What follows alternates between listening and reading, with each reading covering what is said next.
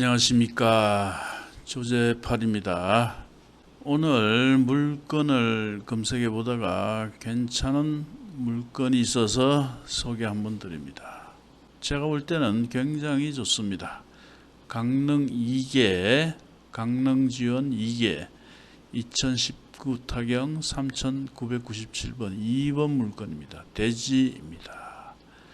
1번 물건은 팔렸습니다. 1번 물건 잠깐 봅시다. 1번 물건은 토지 39평, 건물 1층, 2층, 3층. 토지와 건물이 감정금액이 3억 3,200여만 원에서 14명이 경합을 하여 5억 7,155만 5천 원, 172%의 매각이 됐습니다. 이 건물은 어떤 거냐면 요겁니다. 요 화살표 있죠? 요게 5억 7,155만 5천 원에 매각된 물건입니다. 요 옆에 시커먼 요 건물 있죠? 요 건물이 깔고 앉은 대지만 나온 것이 2번 물건입니다. 즉 1번 물건은 토지와 건물이 함께 매각이 되었고, 요 2번 물건은 건물은 매각에서 제외되고 토지만 경매에 나온 겁니다. 소유자는 둘 다 똑같습니다. 다시 말씀드리지만 1번 물건은 감정금액 대비 170% 5억 7,155만 원에 매각됐습니다.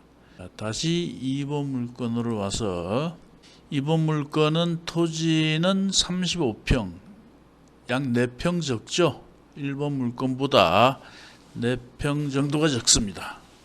토지의 감정금액은 1억 5,393만 2천 원, 최저 매각 가격은 9,825만 2천 원입니다. 그런데 지난 2020년 10월 12일 손땡땡씨가 무려 32명을 제치고 3억 2,100만 원의 낙찰을 받게 됩니다.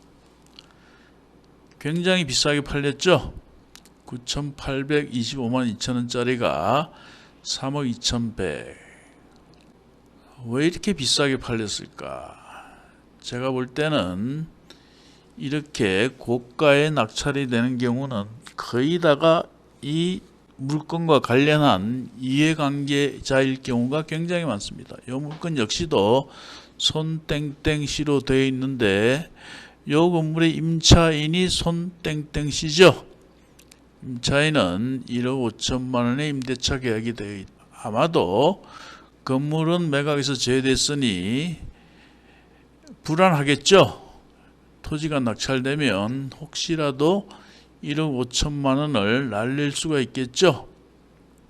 토지의 낙찰자가 건물 철거 소송을 할 경우 이 건물은 철거를 해야 됩니다. 그렇게 되면 거기에 영업을 하고 있는 임차인은 그냥 나가야 합니다. 그래서 아마도 임차인 측에서 고가의 낙찰을 받은 것으로 보입니다. 자, 그렇게 해서 대금 지급 기일이 2020년 11월 25일이었습니다. 그런데 대금을 미납했습니다. 미납을 하고 다시 2020년 12월 21일 재경매가 나오게 됩니다. 9,825만 2천 원에 진행을 하게 되죠.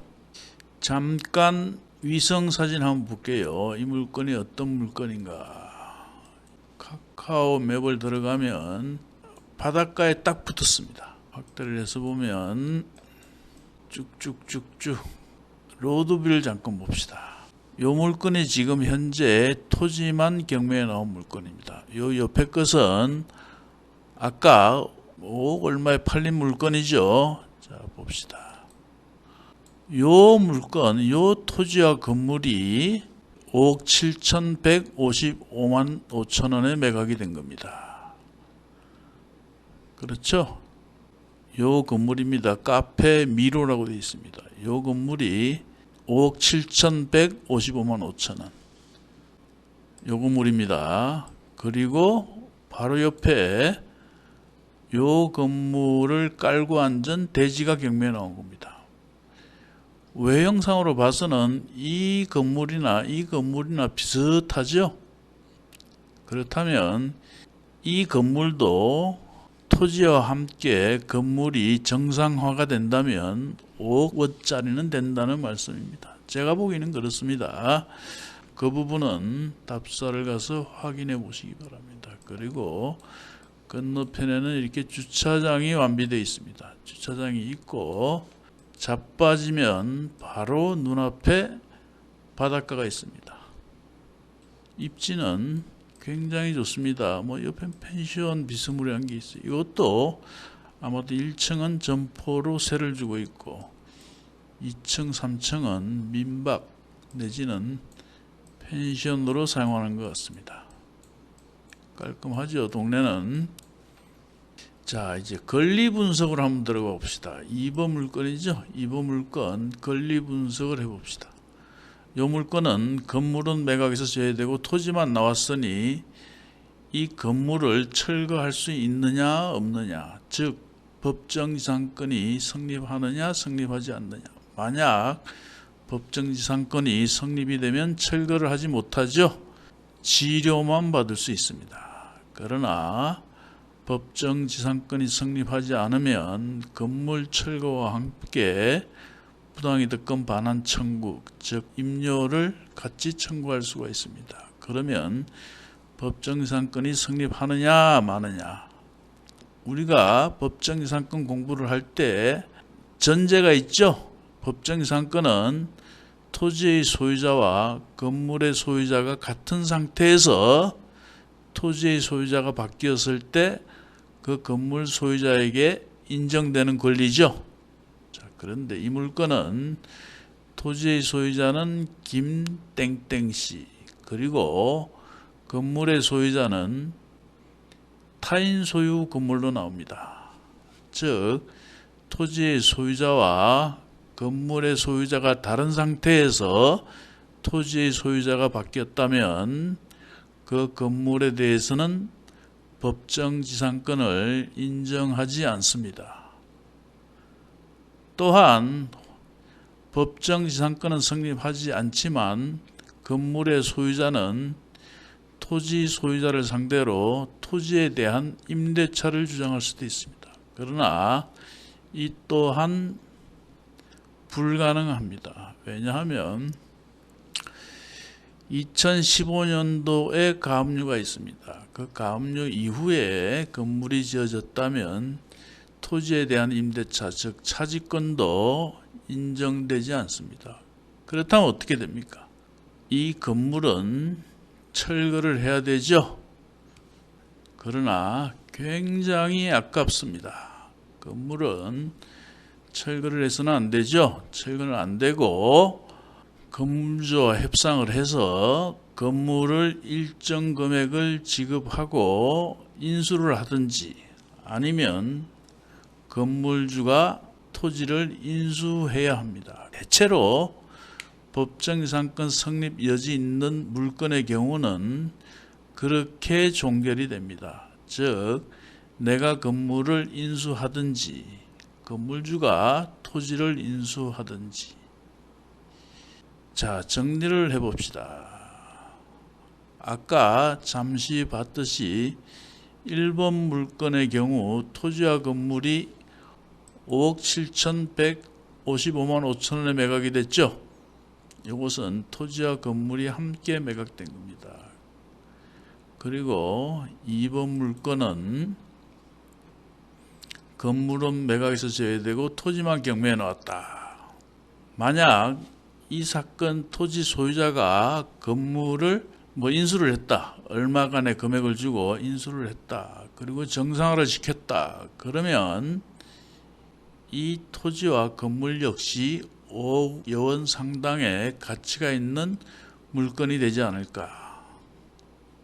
그렇죠. 토지 평수는 아까 1번 물건보다 약 4평이 적지만 비슷합니다.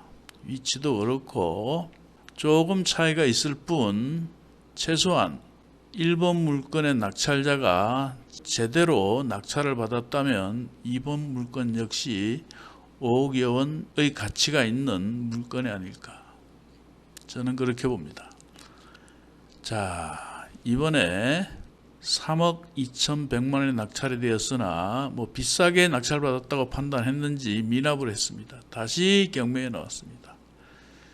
답사를 가보시고 시세가 얼마나 하는지, 또 건물 상태는 어떤지 이런저런 점을 조사하시고, 만약 토지와 건물을 매각을 한다 했을 때 얼마를 받을 수 있는지 이런 부분을 검토를 해보시고 그리고 결정하시면 됩니다. 자, 끝으로 그러면 입찰 금액은 얼마를 쓸 것인가? 아리까리하죠. 물론 3억 2,100만 원 이상은 쓸 필요가 없죠. 현재 최저 매각 가격은 9,825만 2천 원. 이번에는 이렇게 많이 안 들어오겠죠. 통상 재매각 사건의 경우에는 그렇게 많이 들어오지 않습니다. 일단 보증금이 20%로 정액이 되죠. 왜 미납을 했을까? 입찰하는 사람의 입장에서는 약간 불안하기도 하고, 그러니 너무 높은 금액에 낙찰받아서는 안 되고 적당한 금액의 낙찰을 받는다면 굉장히 좋아 보입니다. 자, 오늘은 여기까지입니다.